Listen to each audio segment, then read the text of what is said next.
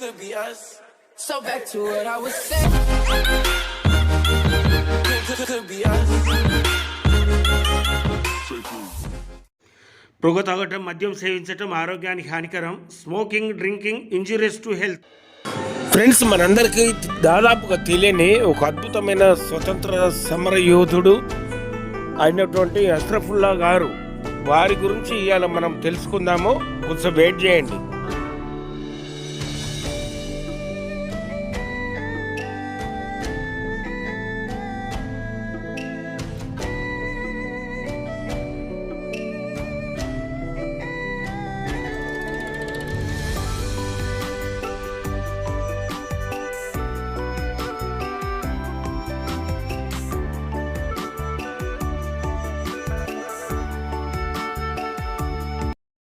Friends, good morning. నేను మీ Rajasekhar, common man of India.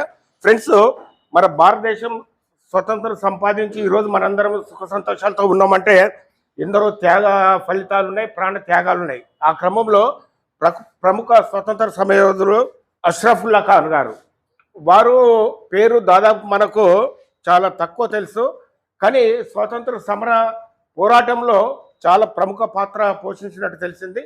దానికి సంబంధించిన మన ప్రస్తుతం మందమరిలో ఎస్ఎన్పిస్లో పనిచేస్తున్న రాజేష్ పిహ్వాల్, వీరు మరి కార్గిల్ యుద్ధంలో పాల్గొని దేశ సంరక్షణలో సింగరేణిలో ప్రస్తుతం ఉద్యోగం చేస్తున్నారు.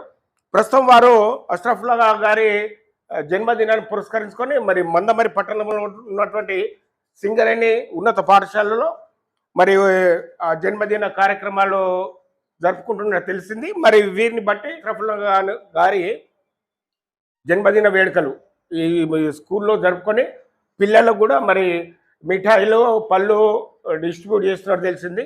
ఈ సందర్భంగా మరి ఈ స్కూల్కి సంబంధించిన హెడ్ మాస్టర్ గారు, మరి వారిని అడిగి కొన్ని విషయాలు తెలుసుకుందాం. Come on friends.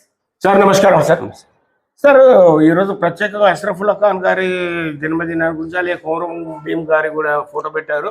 ఈ రోజు ప్రత్యేకత ఏంటి సార్? దీని గురించి కొద్ది వివరాలు మా వ్యూవర్స్కి తెలియజేయండి.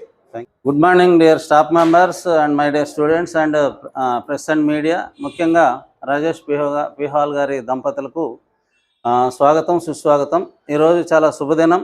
మనకి ముఖ్యంగా ఇద్దరు ఫ్రీడమ్ ఫైటర్, స్వాతంత్ర ఉద్యమ నాయకులది ఇదే రోజు 22 అక్టోబర్ రోజున మనకి వాళ్ళ జన్మదినం రావడం చాలా సంతోషదాయకం.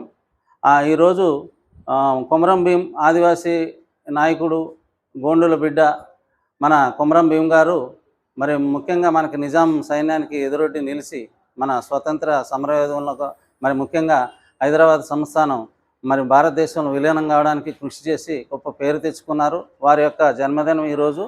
ఇది మన ఆదిలాబాద్ జిల్లాకే చాలా గర్వకారణమైన విషయం. ఇంతటి గొప్ప సమర్థవంతమైన నాయకుడు మరి ఈ గోండు కులంలో పుట్టి మరి మన దేశ స్వాతంత్ర్యం కోసమైతేనేమి, మరి రాష్ట్ర ఐక్యత సాధన కోసమైతేనే కృషి చేశారు.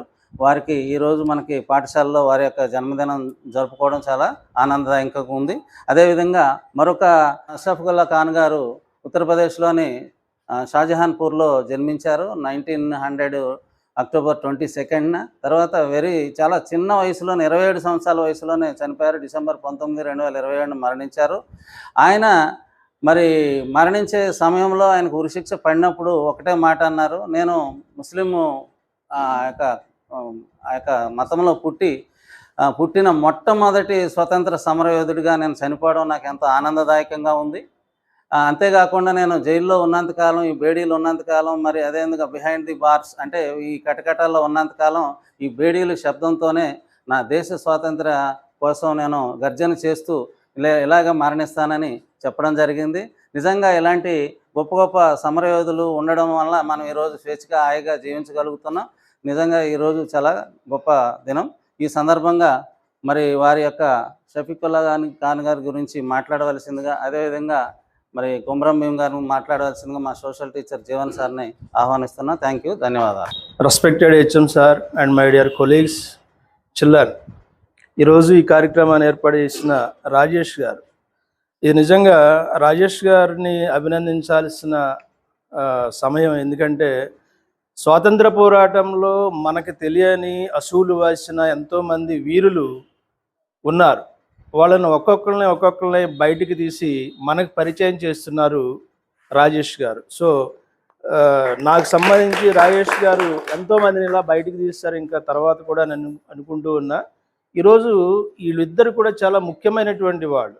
ఒకళ్ళు గిరిజనుల ఆరాధ్య దైవం, గిరిజనుల పోరాట యోధుడు కొమరం భీం గారు జన్మించినటువంటి రోజు. అదే రోజు అష్ఫాక్ ఉల్లా ఖాన్ గారు కూడా జన్మించారు.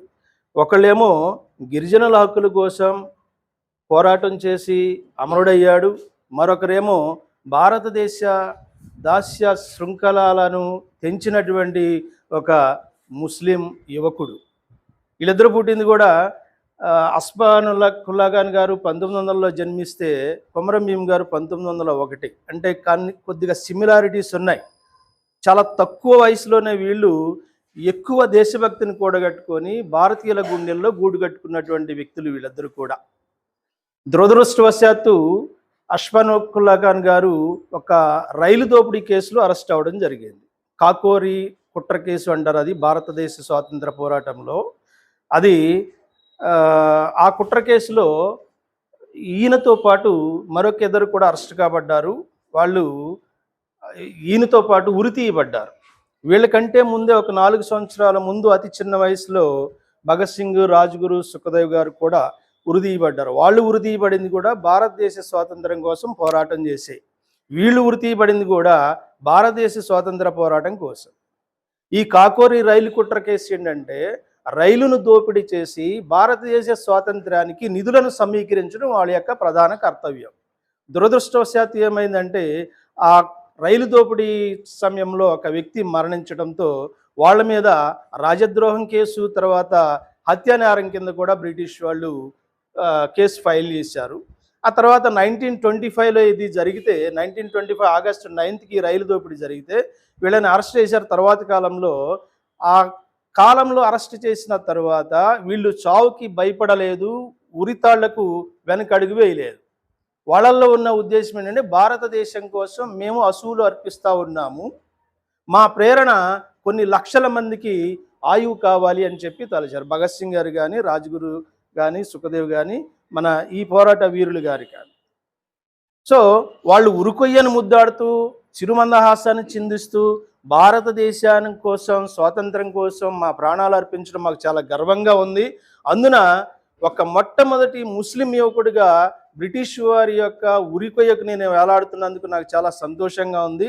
నేనే మొదటి వ్యక్తిని కావడం, ముస్లిం మతానికి చెందినటువంటి నేను దేశ స్వాతంత్రం కోసం బ్రిటిష్ వాళ్ళ చేతుల్లో హత్య గావించబడటం నాకు చాలా సంతోషంగా ఉందని గర్వంగా చెప్పుకున్నాడు. ఇందాక హెచ్ఎం సార్ చెప్పినట్లు ఆయన్ని అరెస్ట్ చేసి జైల్లో పెట్టిన, బేడీలతో బంధించిన, ఆ బేడీల సవ్వడితో స్వాతంత్రం యొక్క ఆ ఆలోచనని, స్వాతంత్ర భావాలను ఆయన ప్రజలకు అందజేశాడు. సో చిల్లర మనకి వీళ్ళిద్దరికి కూడా ప్రేరణ ఇవ్వాలి.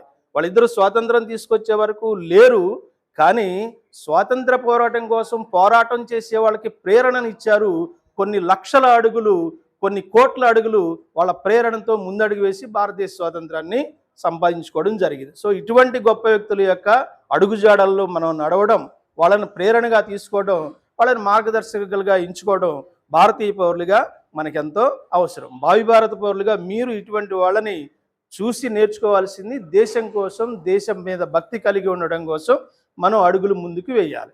సో ఇది ఈ యొక్క వీరుల గురించి. దీనికి ఈ కార్యక్రమాన్ని ఏర్పాటు చేసిన మీడియా మిత్రులు రాజేష్ గారికి, వాళ్ళ ఫ్యామిలీ మెంబర్స్కి మా పాఠశాల తరఫున ప్రత్యేకంగా కృతజ్ఞతలు తెలియజేస్తున్నాం. Thank you.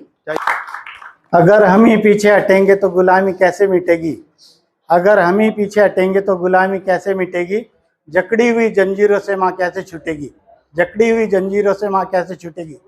जैसे अभी सर ने बताया था काकोरी के लिए, मैं उसके लिए थोड़ा कुछ कहना चाहता हूँ। 9 अगस्त 1925 को काकोरी के पास लखनऊ में क्रांतिकारियों ने ट्रेन से सारा खजाना लूट लिया। खजाना लूटने के बाद फिरंगियों को पता चल गया कि क्रांतिकारियों के अलावा एक खजाना कोई नहीं लूट सकता। उन्होंने क्रांतिकारियों को पकड़ना शुरू कर दिया। उनमें राम प्रसाद बिस्मिल, अशफाक उल्ला खान, ठाकुर रोशन सिंह, राजीनाथ लाहड़ी, इन लोगों को फांसी की सज़ा हुई और बाकियों को लंबी सज़ा हुई। राजीनाथ लाहड़ी को फांसी हुई, राम प्रसाद बिस्मिल, ठाकुर रोशन सिंह, और अशफाकुल्ला खान को फांसी की सजा हुई। बस धन्यवाद। जय हिंद।